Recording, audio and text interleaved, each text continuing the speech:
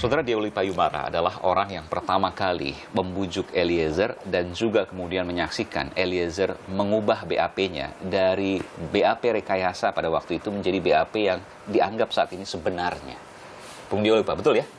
Ya betul. Salam merah putih ya. Salam merah putih. Anda pertama kali yang juga membujuk yang bersangkutan. Selain juga ada anggota polisi yang lain. Betul. Jadi ini kerjasama antara saya dengan penyidik sama Kanit ya. Jadi mereka udah dapat titik terang, tapi apa isi terangnya belum tahu mereka. Oke. Kemudian kita kerjasama sehingga akhirnya keluarlah dia, si Eliezer menjadi terang semua kan diceritakan. Dengan tulisan tangan dia. Dengan tulisan tangan, karena dia minta dia tulis sendiri. Kita aminkan ya tulis sendiri aja deh. Jadi kejadian yang sesungguhnya, yang pertama kali mengetahui salah satunya adalah Bung Deoli, Pak, dari Eliezer. Iya. Saya harus kaitkan ini ke rekonstruksi. Adakah kejanggalan di situ dari hasil testimoni pertama Eliezer? Apakah sesuai atau ada yang janggal? Testimoni yang di suratnya dia atau yang di BAP? Yang di BAP dan suratnya dia. Ya. Kalau dengar-dengar sih katanya ada berbeda ya. Berbeda? Jadi, berbeda. Dari media kan saya nggak ngikutin itu ya. Saya tinggal lihat cuplikan, oh ada kejanggalan. Jadi kalau ada kejanggalan, kalau yang saya pakai ya keterangan Eliezer. Memang satu orang ini, Eliezer ini bicara terus terang apa adanya, jujur. Kenapa? Faktornya adalah faktor Tuhan. Dia menyampaikan ini. Yang kedua faktor pacarnya. Kan dia kan telepon pacarnya dulu, suruh bicara apa adanya kan, sehingga Dan orang tua kabarnya? orang tua sudah nyuruh dia kan, orang tuanya kan mau diambil Sambo tuh, buru-buru diselamatin. Mau diambil Sambo? Iya kan, disuruh ke Jakarta, grupnya Sambo mau rangkul orang tuanya. Oh, grupnya Sambo, Anda katakan itu? Iya. Anda punya data soal itu? Kan Eliezer ngomong. Gimana? Eliezer ngomong, Bang, itu orang tua saya di Jakarta karena permintaan Pak grupnya Sambo supaya bawa ke Jakarta, nanti Sambo mau ngambil, mau dilindungi sama grupnya Sambo. Nah, ini harus diperjelas dulu nih, maksudnya mau dikondisikan sesuai dengan keterangan yang dikehendaki oleh grupnya Sambo ini. Betul. Yang sekarang semuanya sudah ditetapkan tersangka obstruction of justice, tersangka menghalangi penyidikan, grupnya Sambo. Grupnya Sambo itu luas, nggak cuma yang tersangka ini kan ada. Bahkan lebih ya, kan ada polisi-polisi yang udah ketangkap itu, 80-an orang itu. Itu namanya kan grupnya Sambo. Diperiksa. Yang diperiksa. Iya. Ya banyak. Eliezer sempat bercerita berapa orang jumlahnya? Grupnya Sambo yang kemudian mencoba. Eliezer nggak tahu itu kan dia pangkatnya berada. Dia tahunya grupnya Sambo mau ngambil sini. Nah kalau kita tahu grupnya Sambo ini kan banyak ini kan. Ketika orang tuanya Eliezer ini dibawa ke Jakarta, waktu itu Eliezer masih lepas. Nah Eliezer kemudian berpikir jangan-jangan mau dijebak nih orang tua saya. Akhirnya dia kontak sama Brimob, nah kesatuannya supaya tolong selamatkanlah si orang tua saya ini. Akhirnya sama Brimob dibawalah ke kos-kosan dijaga oleh Brimob. Oh, dari situ kemudian dibujuk dan sebagainya. Iya, kemudian saya konfirmasi dong. Saya konfirmasi kebenaran data ini ke Sespri Dankor Brimob. Teman, iya Bang, kami yang amankan, udah aman. Oh, Anda coba konfirmasi. Iya dong, kan saya punya jaringan. Kemudian keluarganya ini juga mungkin bicara sama ini via telepon. Kan waktu dia masih bebas, masih kelayapan kan. Jangan ikuti skenario, ikutin aja. Dia masih goyang tuh. Jangan ikuti skenario, ikuti yang sebenarnya saja. Itu orang tua sampaikan. Orang tua ngomong begitu ke Eliezer, kata Eliezer kan. Pacarnya juga kemudian menyampaikan. Kemudian ketika telepon pacarnya kan dia nggak punya handphone. Ketika ada saya kan ada Brimob nih. Udahlah ngobrol pakai teleponnya Brimob, anggota Brimob yang ada di ruangan. Nah, akhirnya pakai salah satu anggota Brimob. Telepon ke pacarnya. Ngobrol panjang mereka. Pacarnya sih bilang, "Ya udah, ngomong apa adanya ke Bang Olip." Barulah kemudian yang menulis itu. Ya, kemudian terbuka, dia tulis itu semua. Jangan ikuti skenario, ikutin aja. Dia masih goyang tuh. Jangan ikuti skenario, ikuti yang sebenarnya saja. Itu orang tua sampaikan. Orang tua ngomong begitu ke Eliezer, kata Eliezer kan. Pacarnya juga kemudian menyampaikan. Kemudian ketika telepon pacarnya kan, ngobrol panjang mereka. Pacarnya sih bilang, "Ya udah, ngomong apa adanya ke Bang Olip." Barulah kemudian yang menulis itu. Ya, kemudian terbuka, dia tulis itu semua. Nah, salah satu poin yang disampaikan adalah kecurigaan dia mengenai hubungannya antara Kuat sama Putri.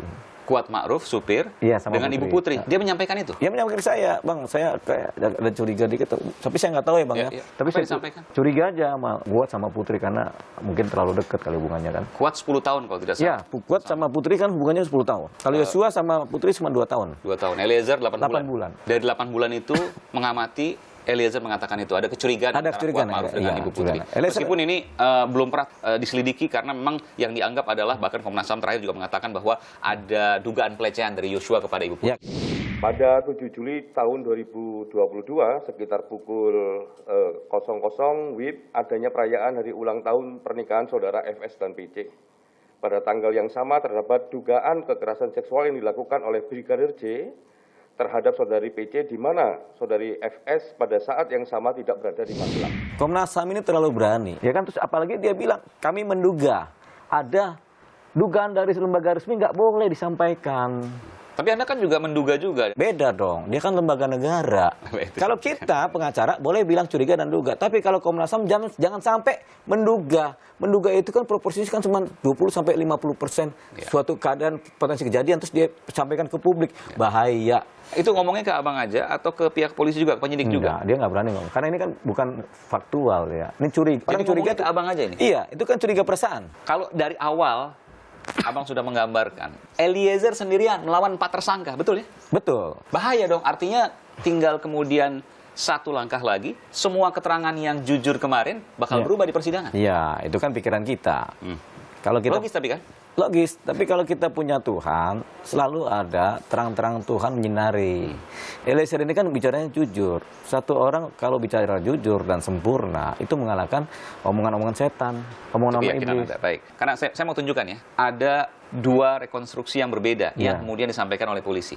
Yang pertama rekonstruksi asli di mana tidak ada proses penembakan dari Verdi Sambo ke Yosua.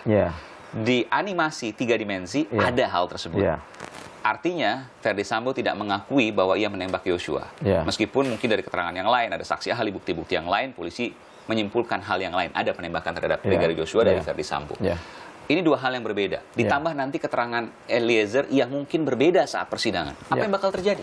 Jadi gini, keterangan animasi yang buat polisi. Betul. Rekonstruksi yang sekarang yang buat polisi juga. Iya, tanpa paksaan, tapi kalau nggak mau ya akan dilakukan penggantian pemeran atau itu, tapi kan 2 rekonstruksinya berbeda dari polisi yang sama. Betul.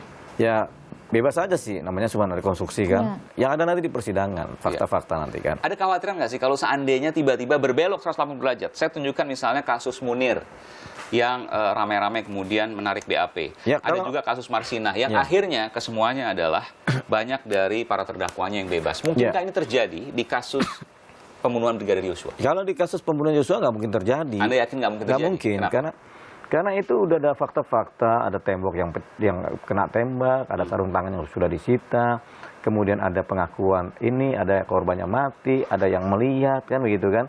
Terus ada foto geletaknya, itu kan fakta. Meskipun bisa saja kembali ke skenario awal, ada pelecehan, tembak-menembak, lalu kemudian tidak ada pembunuhan berencana, dan seterusnya. Nggak mungkin itu. Membela diri. Itu udah selesai yang skenario awal itu. Itu juga kan nggak masuk dalam BAP di kejaksaan. Kan jaksa juga bukan orang bodoh, jaksa kan menilai dari awal. Makanya kenapa keterangan-keterangan atau BAP yang dikirimkan ke kejaksaan dibalikin lagi. Kenapa jaksa berani gitu? Karena masih fiksi, masih menduga-duga. Sampai saat ini memang sulit kasusnya. Sulit karena sudah dihancurkan itu fakta-fakta di lapangan kan, sama skenario cerita, saksi-saksi juga kan udah berobong semua. Makanya saya udah bilang, motif itu nggak penting, yang penting peristiwa hukumnya, baru diolah di persidangan. Dari semua yang Anda lihat sampai hari ini, sampai detik ini, adakah yang Anda khawatirkan terkait dengan penanganan kasus ini untuk keadilan ke depan? Atau Anda yakin bahwa ini akan berjalan sesuai dengan keadilan? Ini akan berjalan sesuai keadilan.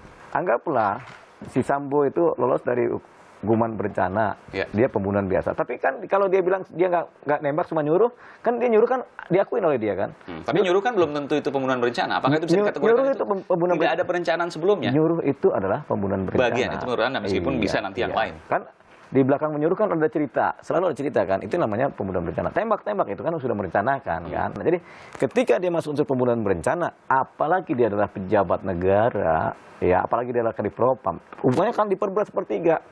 Anggaplah dia diputus 20 tahun penjara, dia umur 70 juga udah capek dia itu. Tapi kalau lebih maksimal hukuman mati dia. Apa yang terjadi saat ini menurut Anda tidak akan terpengaruh oleh keterangan Barada Eliezer? Ini versi Anda ya, karena kita bicara soal persidangan waktu itu kita bicara soal kopi Mirna misalnya.